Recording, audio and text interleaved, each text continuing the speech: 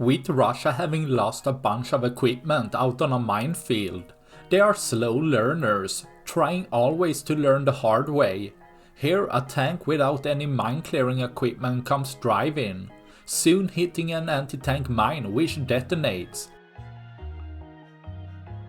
with a secondary explosion following soon thereafter of the fuel and ammunition inside, with even a third explosion, possibly as the destroyed tank rolls over a new anti-tank mine, destroying this tank several times over, turning it into scrap metal, leaving one less for tomorrow.